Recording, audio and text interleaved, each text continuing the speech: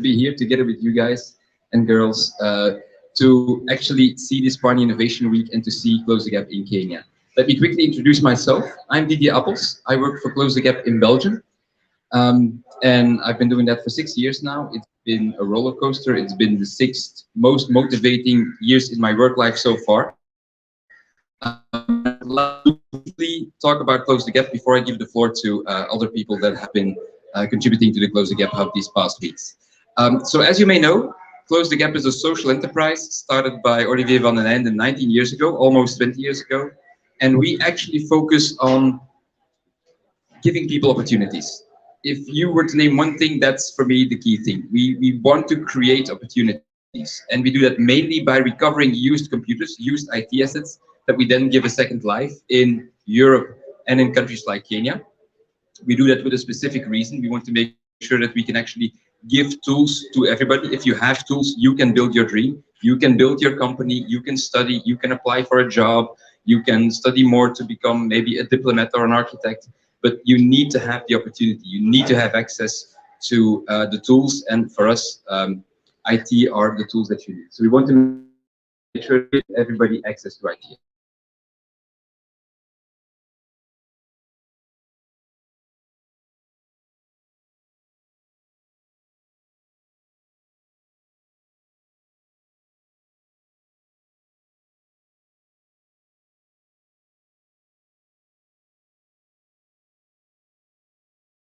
Has evolved over the years, and we actually became we can stimulate entrepreneurship. And we want to stimulate entrepreneurship by giving access to IT, of course, but we also want to give programs like the Boost program that you know here. Programs that can help you in building your company, in building a marketing plan, in building a business plan, so that next to your computer, you also have support as an entrepreneur to build your business. Because we think that as an entrepreneur, you know best what impact is needed here.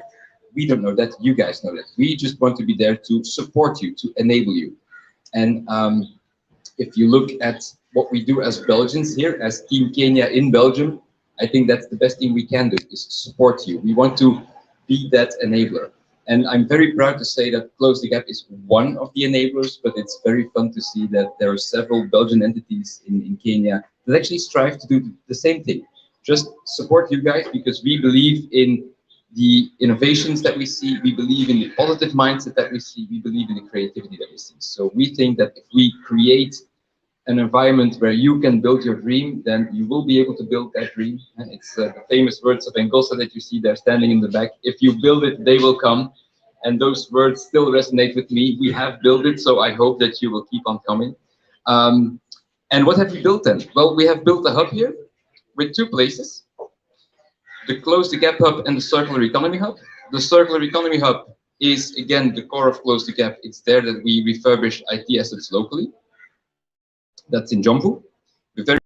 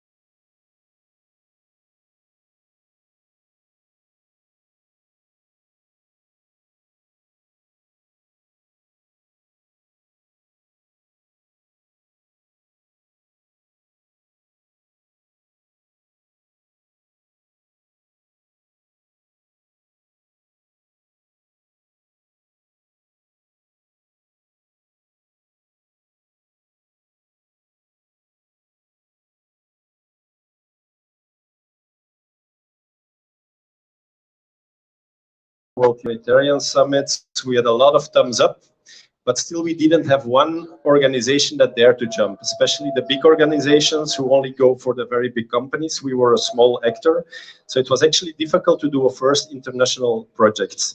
Even though we won an incredibly high amount of awards, the Henri van der Velde Design Awards. We actually been in the MoMA in New York, the Biennale in Venice, and so on. Just to say, not to brag, it's not because you have a lot of fuzz about your ID that you're also eventually gonna build it and do it on site. Just one part of it, the social marketing and getting the necessary attention, but also getting real partnerships and real clients. So that's why we started our own non-profit organization, Maggie Program. That's what you see here. We said, okay, we're not going to wait for big companies to do projects with us. We're just going to buy our first Maggie ourselves. We're going to raise the money, we go there and we build it. And we're going to do it as volunteers. So that was our concept, Maggie Goes To. We try to find specific needs, and instead of going the typical way, you have a crisis or a problem or a specific social need, then there is a big response plan developed, and you have millions of people that are being helped. We actually aimed for very small parties and actually did our own projects. And by doing these, we finally gave knowledge back to the very big organization in a bottom-up way. So never be afraid in starting with something very small to let it finally become something bigger. So first project was Cameroon. We actually built there a Maggie shelter. I just show you not to show the sponsors, but the thing was that suddenly we had to pay the constructor of the Maggie money because we engaged to build the Maggie in Cameroon. So we started to call our network of contractors, can we please have $250? Can we have $250? Because we actually engaged, but we didn't have the money. So we made some kind of sponsoring chart and just raised the money. I think it's something important also for you, how to develop your case. We started building in the middle of the tropical rainforest. We exported our very first project ourselves as exporter with a 20-foot container. Started to assemble everything, work immediately with local people, and then building actually everything. In Cameroon, we filled the Maggie with clay, and we just kept it in a tropical way, so a double roof, ventilated, and mass in your wall, so the cool of the night can stay in the Maggie shelter. Here we went for the really climatized solution, because in office atmospheres, we know that finally you have to climatize because the heat comes in anyway with the computer, people giving you have to climatize. And there we made a boarding school for girls. Then after that we went to Iraq, did the same procedure. We actually built for traumatized kids a trauma healing center. Also again, and that's a good thing about a Maggie, and it's the same here. Of course, it's the most sustainable to build with local contractors and local materials. But in some cases, you cannot build real fixed structures, and that's where the Maggie comes in. In Iraq, we only could build a tent and not a real building because the people there, the refugees, actually got these grounds only for a rent. This is the same thing. This ground is actually not to build on, but it's something that can have a pop-up structure. So that's why Maggie is in its best case. Again, we started finding money and so on. There we insulated with locally bought expanded clay pebbles. That's good for heat and cool. And we delivered the Maggie shelter. Now it's fully used to actually help children get back on track after problems. And now I just want to end with this example. So you remember I told you that it was difficult to do our first project. So 2 years ago, just before Corona, UNHCR, the United Nations, actually asked us to do a project together in Kakuma. So we prepared it in a, let's say, a much more professional way. We had a contractor locally doing the foundations, transported everything, and then we finally started working again with local people in making the Maggie shelter like we did here. And then finally delivering a totally off-grid IT school with 100 laptops of Close the Gap. It has internet connection, it has solar power on top of our Maggie transport containers. You see that a little bit on the right here. So the transport container is rebuilt into an off-grid center. The good thing is if you give people internet, a place where they can charge their telephones or their computers and they can really have access, and you have an off-grid school, is so interesting. And just to show how we can push through knowledge to even very big organizations like the United Nations, the director there after us started changing his fossil fuel powering electricity net into solar systems. So we actually inspired him together with a Kenyan entrepreneur who puts the solar power there. Because everything we can do and buy local, we try to buy local, of course. Voilà, and that was on the Maggie there. Just a small added thing, what we are doing now is we build also Maggies in Belgium. That's our last project because we want to close a circle instead of always going for sponsoring, buying Maggies and working in more in the developing countries then. We're now actually trying to rent Maggies in Belgium to the Belgian government as schools for 3 years, 4 years. And once the Maggies are actually totally paid for, we renew them because the aluminium can last forever. We change the tarpaulins and we do them in a developing projects anywhere in the world. So we can become sustainable as a model, a little bit inspired on Close the Gap, who actually have also their refurbishing of computers and give them a second life. Inspired by them, we actually also try to have our own ecosystem. Voila. For people who have more questions, we have our architectural company, DMOA, and we have our non-profit organization, Maggie program. Thank you, everybody. Thank you, Benjamin, and thank you all Maggie members, because you have Benjamin on stage, but these people have been doing the building as well, where you guys and girls will be doing the pitching. So thank you to you as well. So maybe a round of applause for them. And as you see, the inspiring thing, I think, with DMOA and Maggie is that you see it's a combination of not-for-profit and profit combined. So it's for profit and for impact. And I really think that that's a personal opinion, that that's the business model of the future. You cannot have only for profits. You cannot have only charities. I think you need both if you want to have a sustainable model. Another person I would like to ask on stage is Peter Maddens, the ambassador for Belgium, who is here to actually open the shelter where you will be pitching later on. So Peter, the floor is yours. Thanks ever so much. So yeah, he already said my name is Peter Maddens. I'm the ambassador of Belgium. I was wondering, I'm asking a couple of friends what I had to say today, and one of them mentioned, tell your story. So, all right.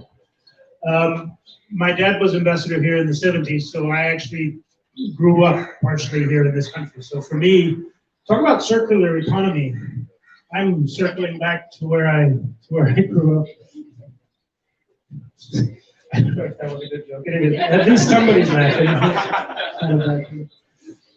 But about talking about circular economy and here in Close the Gap, that's actually a very important concept. We were in a meeting with a couple of ministers last week, and one of my colleagues asked the representative of the foreign ministry, what is it that you think should be the focus of big picture Kenyan policy in the next half a generation, let's say, which is, I guess, the term in office of the next president. Two terms is 10 years. That's about a half a generation. And his answer came very quickly. We need to build a circular economy.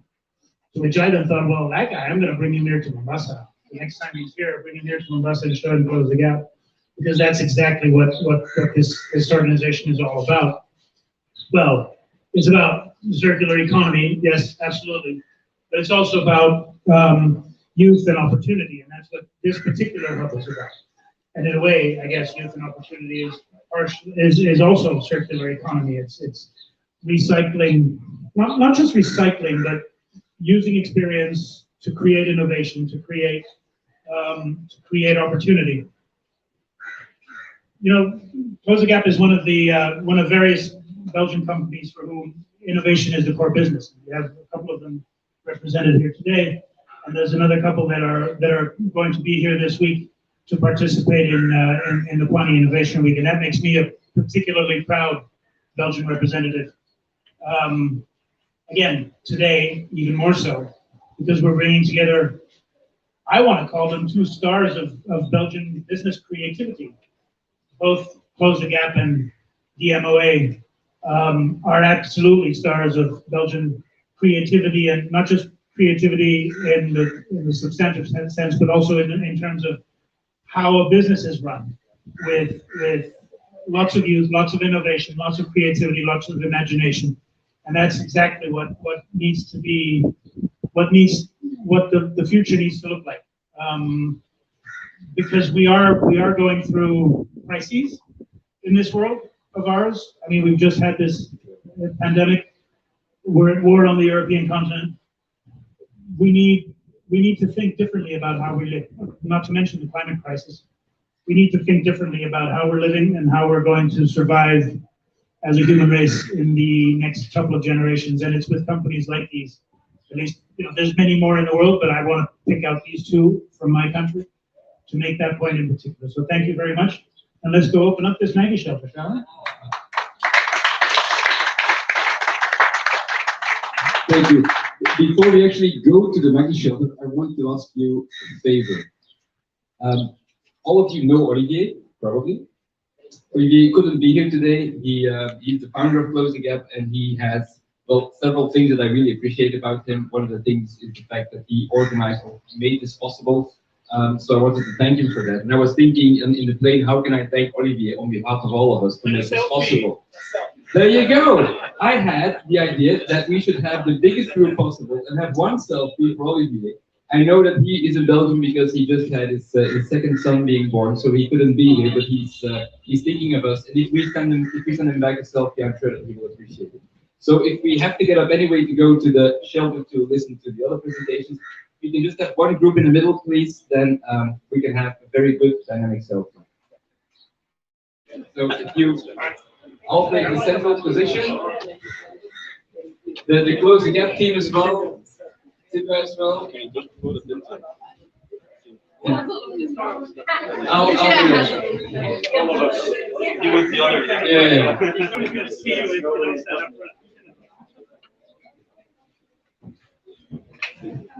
Okay, so in terms of making this work, you need to help me. You need to make sure that you're on the picture. So you just look whether you are on the picture.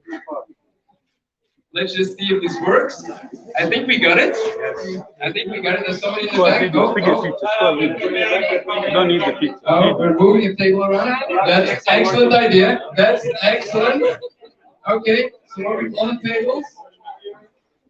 I owe you guys so much. Thank you. Okay, so if you all raise your hands for Olivier, cheers. Thank you. Thank you so much.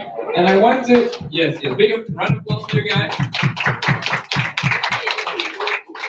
And I actually want to ask for a second favor. I know it's a lot, but I want to ask for a second favor. Could we do the same thing in front of the Maggie shelter? Because I think that would be very good for the Maggie shelter people to have that as well. See? Okay, so let's do that as well, and then we can open the thing officially.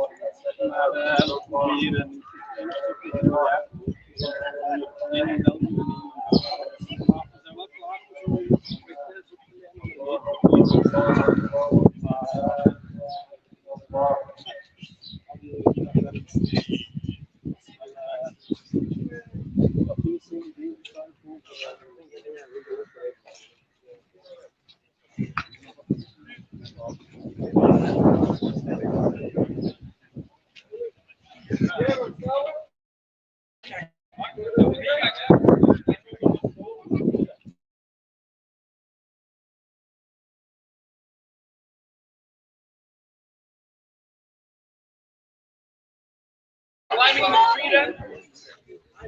Here's the step for the smaller one. Ja, zo. Als iedereen hoorde.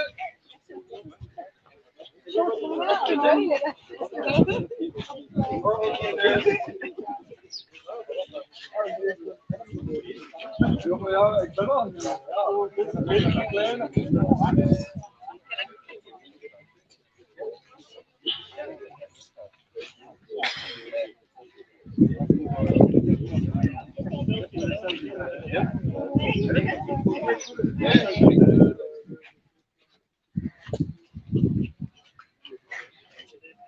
En ook zo breed ook, hè, je weet hè.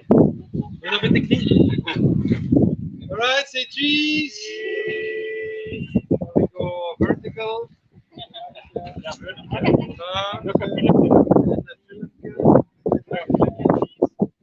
Okay, hands up for Olivier. Yay! I haven't heard you. Yay!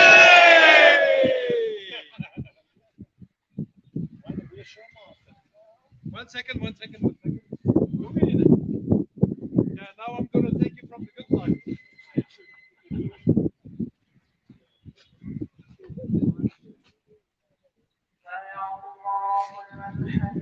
Thank you. Yes, thank you. Thank you.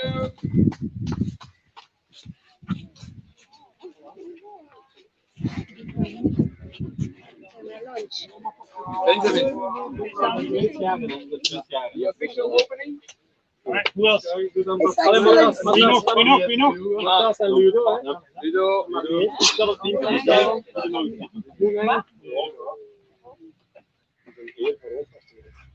Oké. Ja, wacht, er komt nog maar linker terug bij. Maar even aan de andere kant. Zeggen. Hoe gaan ambassadeur aan? Ja, maar laten we een keer dat je ambassadeur wordt, dan kun je niks meer. Oké. Bravo!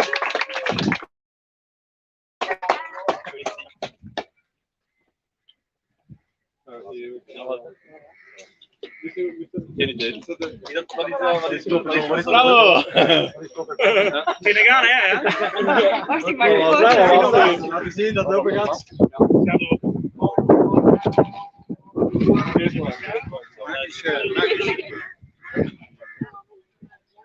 Kom maar, kom maar. Now that's a good idea. Put this right by the door. Oh wow, this is gorgeous. Oh, yes, indeed. Ja,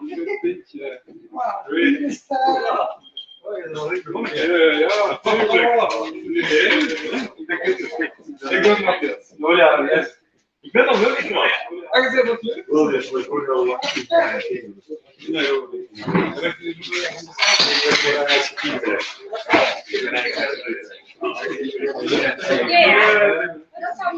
Vroeger was je zo.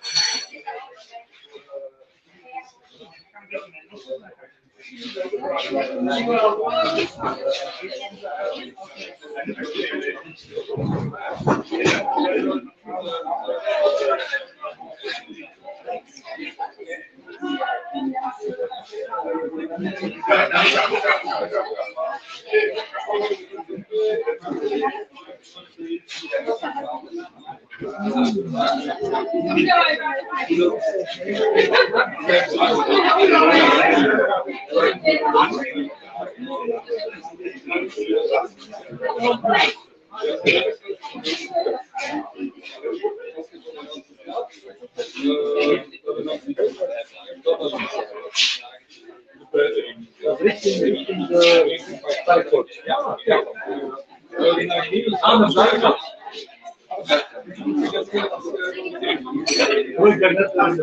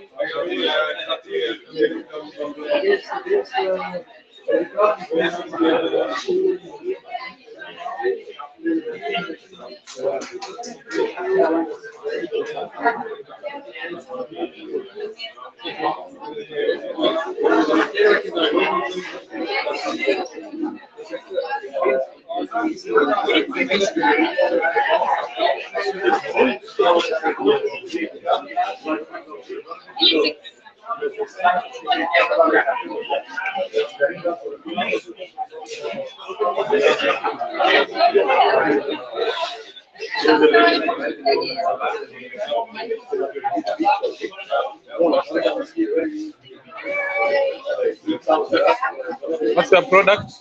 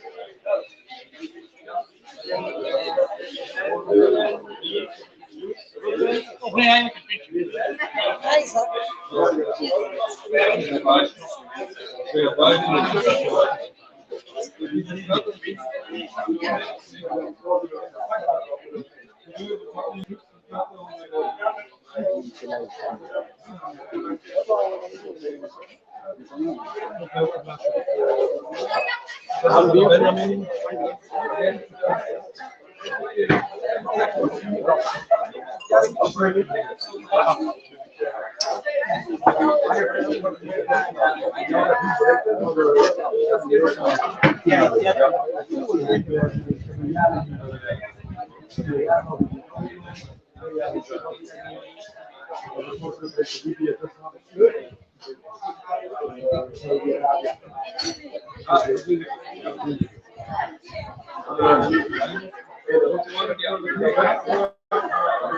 to